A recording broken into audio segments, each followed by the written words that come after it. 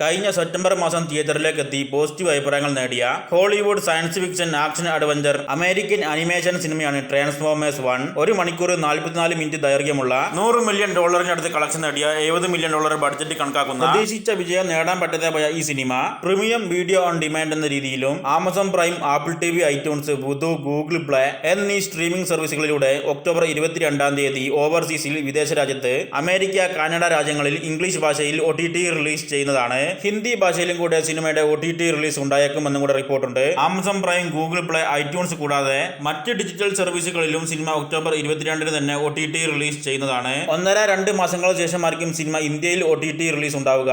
Paramount company കൂടി നിർമ്മിച്ച് Josh Cooley സംവിധാനം ചെയ്ത ഈ സിനിമയിൽ Chris Hemsworth, Scarlett Johansson, Brian Tyree Henry, Keegan Michael Key, Steve Buscemi, Laurence Fishburne, Jon Hamm എന്നിവരൊക്കെയാണ് സിനിമയിലെ കഥാപാത്രങ്ങൾക്ക് ശബ്ദം നൽകിയിട്ടുള്ളത്. ഒക്ടോബർ 22 OTT റിലീസ് ചെയ്യുന്ന ഈ സിനിമയുടെ OTT ക്കായിട്ട് കാത്തിരിക്കുക.